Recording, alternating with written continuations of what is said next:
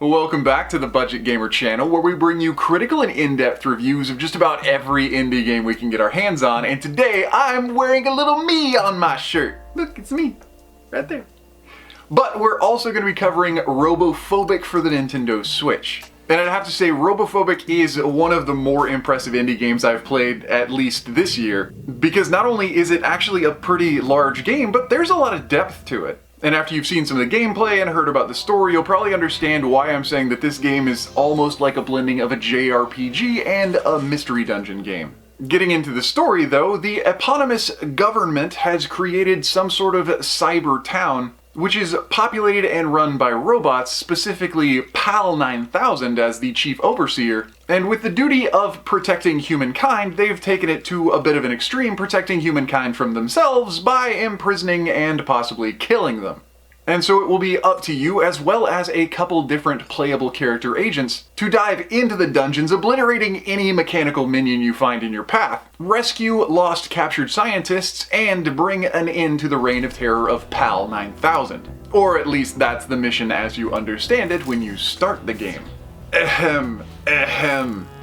The gaming mechanics, though, if you are familiar with dungeon crawlers, are going to be fairly similar, except for the fact that they're not a room clear type stage setup, and are divided into full levels, where there aren't really any locked doors that rely on you clearing out all the minions in your path, but instead the Mystery Dungeon style mechanic, with each enemy moving according to every single player turn, will have you less concerned about obliterating everything as much as obliterating only as much as necessary for you to meet your objective as expediently as possible. But while those two generally do go hand in hand, there is a bit of finesse and nuance required. Starting out with your main playable character, you'll have a 20% experience bonus as well as a bit of bonus damage to your starting weapon. You can find weapons and other augmentables in the levels, but your starting weapon never runs out of ammo, and no matter how many awesome weapons or trinkets you pick up in the previous level, you'll always start each new level pretty much just strapped with your basic weapon. And so while other playable characters and agents that you pick up throughout the course of the gameplay might have awesome attributes such as the ability to stealth their way through enemies, or the ability to lay traps and bombs, it really doesn't matter who you're playing as because you won't have those abilities until you've uncovered them within each of the levels. One of the unique features that RoboPhobik boasts, though, is the game dynamic where nothing happens unless the player is doing something. The enemies don't move unless you move, they don't fire unless you move or fire. Which for the most part is an accurate description, but I don't actually see how that's terribly unique, because other games such as Pokemon Mystery Dungeon, Cadence of Hyrule, Quest of Dungeons, well, they all do seem to have a very similar mechanic, and the differences really probably only appear in minor nuance. So if you've played any of those and like them, you'll probably enjoy the battle mechanics for RoboPhobik.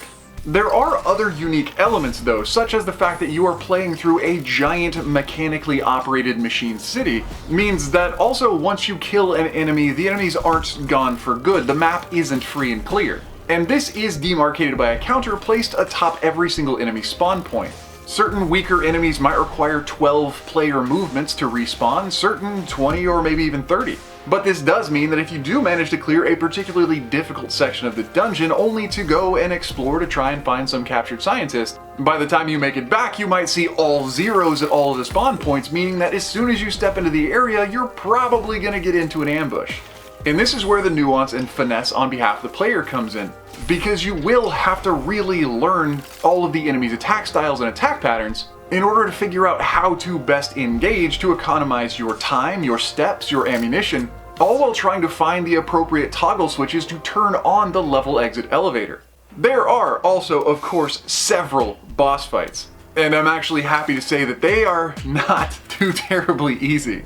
Depending on your playstyle, they might not be as challenging as they could be, but even the very first boss fight in the game, where you're basically fighting Cerberus, the three-headed dog, I did not expect multiple HP bars, multiple changing tactics, and I certainly didn't expect the unfair battle scenario where bomb dogs were spawning all around me during the entire course of the boss fight, pinning me into corners and chipping away at my HP, even if I wasn't getting hit by the boss. But as you can probably tell from the look on my face, I actually really enjoyed it. It was a legit challenge and it never felt unfair.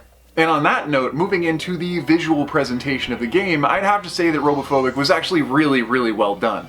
it's certainly not a true-to-life representation of any other massive JRPG like, I don't know, Xenosaga. But with its blocky, somewhat mixed between Minecraft and Lego Movie graphics, I'd have to say between the characters, their chunky animations, and all of the detail work put into the environments and the parallax backgrounds, despite a slight bit of frame rate drop for some of the more busy scenes, overall RoboPhobik graphically I think was really well done. The audio soundtrack as well is pretty great. It never really stood out on its own too terribly much, except for maybe in some of the cutscenes or preluding the boss fight. But different weapon sound effects, different enemy sound effects, and just all the subtleties of the sound effects package really worked well to just show the quality of the game in total. But that being said, RoboPhobik isn't a perfect game, and I don't know if there actually are any, so that there is something still left to critique. And first and foremost would have to be the fact that there actually is a bit of level governing put into place. For me personally, as somebody who grew up with RPGs and is a lover of grinding in general, I did not really appreciate when at the menu to enter a level, it told me that some of my players' character levels were too high. And therefore, in a sense, all of the grinding that I had done actually set me up for a disadvantage, meaning I had to play with a lower level character in a higher level. Another thing that stood out, while this isn't actually a critique for the game, is the fact that while you do find and gain access to new playable characters, you never actually have a team dynamic. You're always going to play as one agent at a time. But this does lead up to a situation which I do think is a little bit of critique, and that means that there are certain levels that are designed for certain playable agents. Which also means that in certain levels you will have to play as certain agents. And this again just slightly reduces player autonomy.